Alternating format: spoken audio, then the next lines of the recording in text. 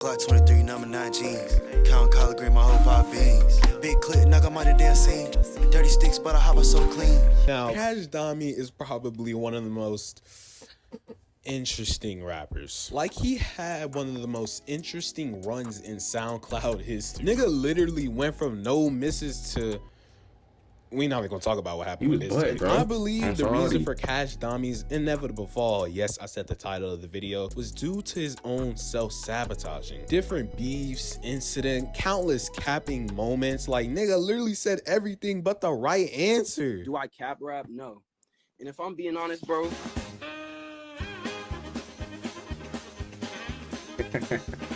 But yeah, I've been thinking about this video idea for a while now. I was actually gonna make a poll about it, but I do too many of those at this point. If you're new to the channel, welcome. If you're subscribed already, then there is no turning back. If you subscribe, that means you sold your soul. Enjoy the video. That's funny. I had to say that.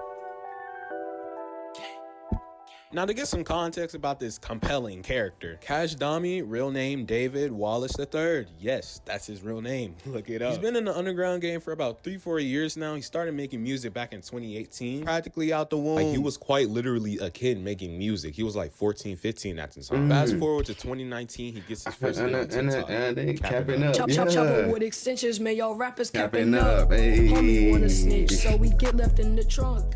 Now, I remember hearing this song for the first time thinking, oh, it's probably some white kid making the song for fun. No, it's actually Kashdami. Puberty hit him like how Gabby hit that window. Which is how we actually... I gotta watch this. I ain't never understood what that video was about.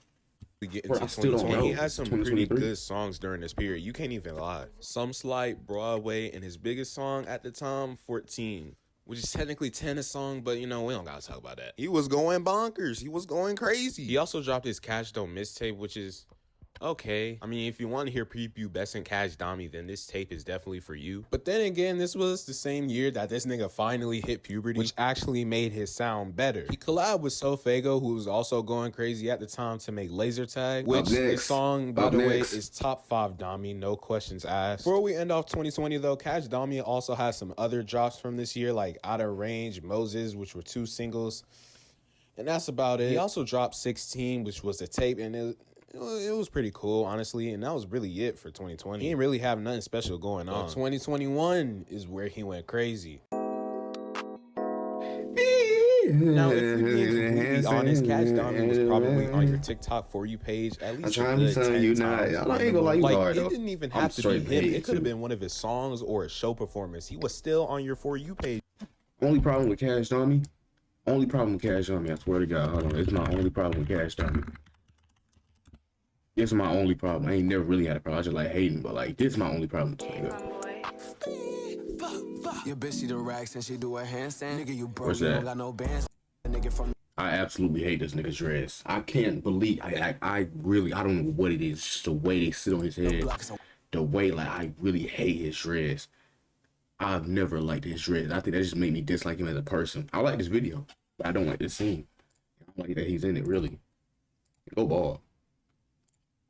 He was on mine. Now, I already made a video covering Kashdami's 2021, which Blackboy Max saw. Shout out 5-star. But in case you somehow haven't seen that video, this man Dami was going crazy. First off, literally when 2021 started, he dropped Reparations, which is his most popular song of all time. So this man literally came into 2021 already on BS, bro. He also dropped the music video for it a month later in February, which, as of recording this, is sitting at 5.6 million views, which is insane. This song would eventually end up on Epiphany, his debut album, I guess you would call it. After that, he would drop 50, which would be the second song to end up on Epiphany, which I will actually talk about later. He would then drop 2 more songs that would end up on Epiphany, Dior, and another hit, Look in the Mirror.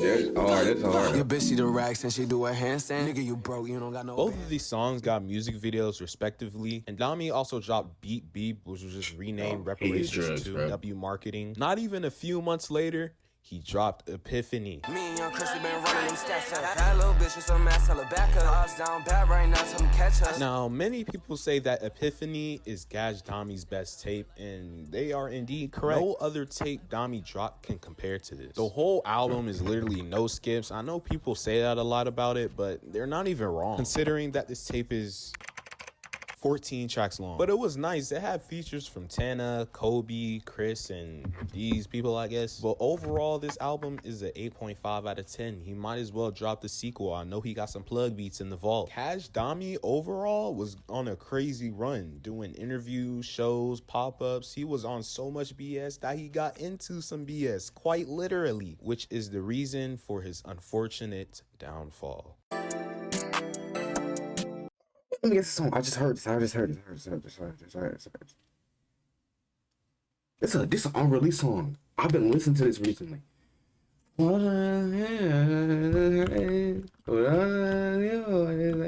Reason for his unfortunate downfall. Coach.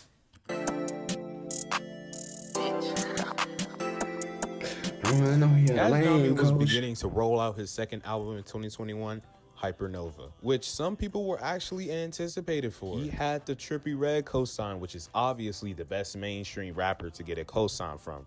Right, Isaiah? But yeah, Kashdami was getting ready to drop Hypernova, but he had some business to take care of. Another rapper by the name of Texaco, who's actually been in the underground for a while now, went live on IG to give some advice to some underground rappers. Nothing too crazy, just showing some love. In this live, he mentioned Kashdami and gave him some advice to take in the long run of his career. But somehow he flipped Texaco's words and took his advice offensive, and as a result, he dropped Seem to Be. And the song isn't even that bad. It's just, why? Like, Texaco ain't even do nothing to this man. He's just giving us some tips and tricks for the underground. Like, socks as a pop filter don't work no more. But you know, Texaco did not let this slide. He responded like right after, and he actually snapped. His little debacle, however, sparked a little back and forth, with Kashdami dropping a second Seem to Be, which actually goes a lot more deeper than the first one. Obviously, it was aimed at Texaco, but it was also aimed at another rapper by the name of Jace. Before I get to the song, I gotta explain why Jace was dissing this song. Bro, what was that run he was on?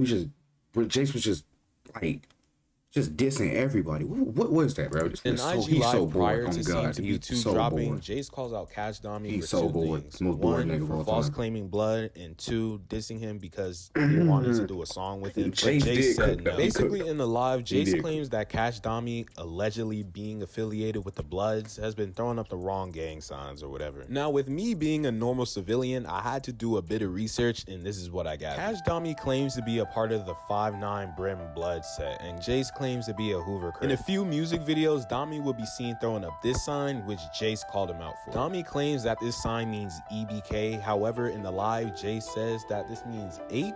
I don't see the resemblance. He also says that only 5 Deuce and Deuces and Insane Crips throw that up, which is the gang Jace is allegedly a part of, which therefore means that Kashdami was in fact throwing up a Crip set. If I'm wrong, I'm pretty sure one of you thugs will yell at me in the comments. Anyways, Dami was getting cooked on the live, so he went to the live to not join it, but to just talk in the comments. And to add more fuel to the fire, Kashdami also said that he was RR, which according to Jay stands for Rugrats, which is actually another Crip set from Texas.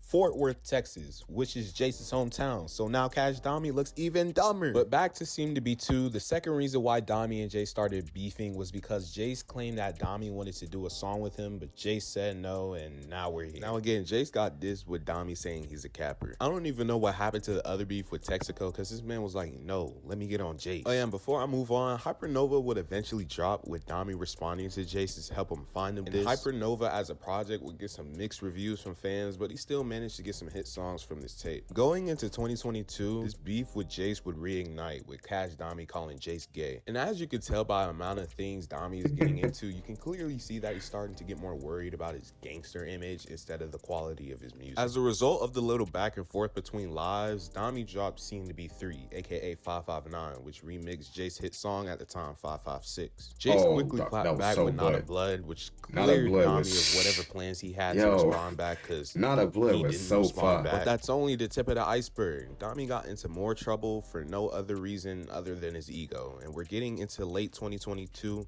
and he drops his anticipated world domination project.